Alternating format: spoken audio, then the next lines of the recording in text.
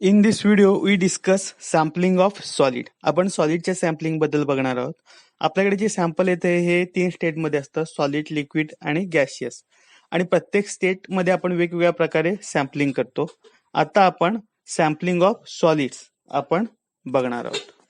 Sampling of solid is more tedious and difficult than the sampling of gases and liquid. This is because of the heterogeneity in which the solids are obtained. जे solid sample आहे त्याचं sampling हे थोडं कठीण असतं, एक किचकट method आहे, कारण सॉलिड सॅम्पलची हेट्रोजिनिटी इथे इफेक्ट करते. जर सॉलिड सॅम्पल हेट्रोजनस असेल तर सॅम्पलिंग करणं आपल्याला कठीण जातं, मग ते आपल्याला होमोजिनियस फॉर्ममध्ये आणावं लागतं आणि त्यानंतर मग आपण त्याचं सॅम्पलिंग करू शकतो.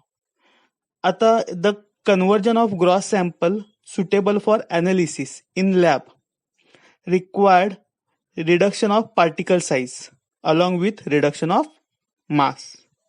The size of gross sample depend upon 3 factors: the heterogeneity of bulk material, the particle size of bulk material and degree of accuracy of the result.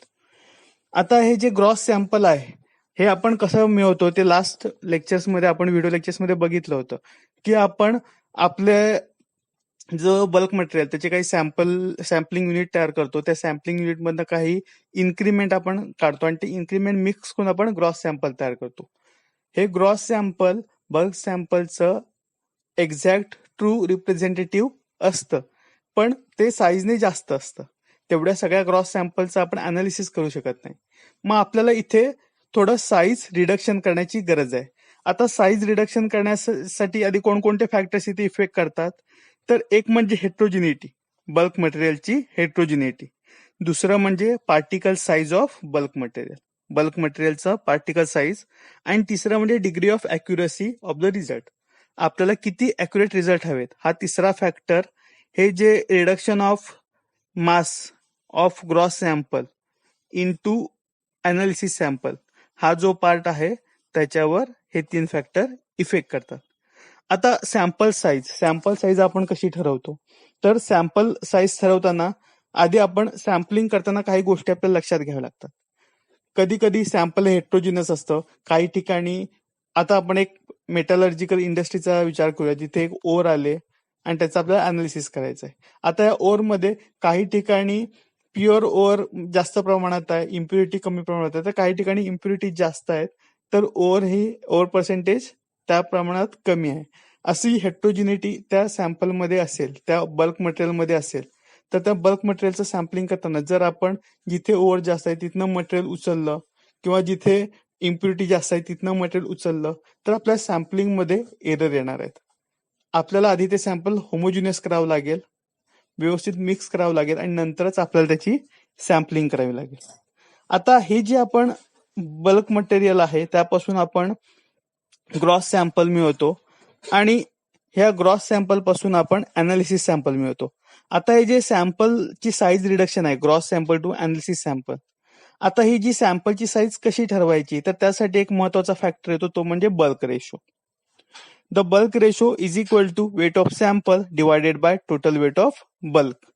Bulk ratio आपण कसा काढतो, तर वेट ऑफ सॅम्पल ला आपण total weight of bulk ने divide करतो आणि त्यामुळे आपल्याला मिळतो बल्क रेशो. आणि हा जो बल्क रेशो आहे हा महत्वाचा पॉइंट आहे सॅम्पल साईज ठरवण्यात. त्यानंतर दुसरा फॅक्टर आहे तो म्हणजे size to weight ratio. Size to weight ratio, आता हा जो साईज टू वेट रेशो आहे हा हेट्रोजिनिटीमुळे हा फॅक्टर महत्वाचा आहे. जर ओव्हर हेट्रोजिनस असेल तर साईज टू वेट रेशो हा फॅक्टर महत्वाचा आहे. आता इथे आपण weight of largest particle divided by weight of sample into 100, weight of largest particle divided by weight of sample into 100 हा फॉर्म्युला वापरून साईज टू वेट रेशो आपण सॅम्पलचा काढतो. आता हा झाला साईज टू वेट रेशो. जर आपल्याला चांगल्या प्रकारे सॅम्पलिंग करायचं असेल तर for a sample to be a true representative of bulk, the bulk ratio should be as large as possible and the size to weight ratio be as small as possible. जर आपल्याला व्यवस्थित sampling करायचं असेल तर कधीही आपला जो bulk ratio आहे तो हा हाय असला पाहिजे, लार्ज असला पाहिजे, आणि साईज टू वेट रेशो आहे हा स्मॉल असला पाहिजे. जर बल्क रेशो जास्त असेल आणि साईज टू वेट रेशो कमी असेल तर सॅम्पलिंग हे चांगल्या प्रकारे होतं.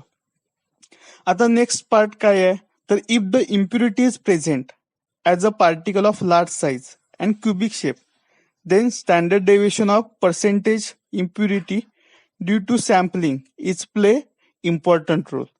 जर इम्प्युरिटी ही पार्टिकल ही असेल आपल्या ओर बल्कमध्ये, इम्प्युरिटी बल्कमध्ये असेल आणि त्याची पार्टिकल साईज सुद्धा मोठी असेल, ते क्युबिकल शेपचे असतील, तर स्टँडर्ड डेव्हिएशन हे महत्वाचा रोल इथे प्ले करतं. पर्सेंटेज ऑफ इम्प्युरिटीचा जो सॅम्पल स्टँडर्ड डेव्हिएशन आहे हे इम्पॉर्टंट रोल प्ले करतं. आता ह्या स्टँडर्ड डेव्हिएशनचा फॉर्म्युला काय आहे तर S is equal to B square root of B into P. S is equal to square root of B into P और B into P raise to 1/2. B into P both raise to 1/2. हा formula आपण इथे वापरतो. आता इथे बी म्हणजे काय आहे तर बी म्हणजे साईज टू वेट रेशो आहे. पी म्हणजे काय आहे तर पी म्हणजे पर्सेंटेज ऑफ इम्प्युरिटी आहे आणि एस म्हणजे स्टँडर्ड डेव्हिएशन. आता पी ची व्हॅल्यू आपल्याला माहित असेल आणि स्टँडर्ड डेव्हिएशन हे फिक्स असतं. पी आणि एस आपल्याला माहित असेल तर त्यावरून आपण बी म्हणजे साईज टू वेट रेशो आरामात काढू शकतो. आणि साईज टू वेट रेशो आपल्याला माहित असेल, वेट ऑफ लार्जेस्ट पार्टिकल आपल्याला माहित असेल तर त्यावरून आपण वेट ऑफ सॅम्पल सुद्धा काढू शकतो.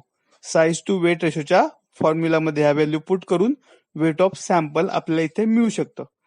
त्यामुळे हे फॉर्म्युले वापरून आपण थेरॉटिकल वेट ऑफ सॅम्पल मिळवू शकतो आणि मग त्याप्रमाणे पुढे आपण सॅम्पलिंग प्रोसिजर आपण इथे प्रोसिजर आपण प्लॅन करून व्यवस्थित तेवढ्या वेटचं सॅम्पल आपण तिथे मिळवू शकतो. हे झालं सॅम्पल साईज बद्दल. थँक्यू.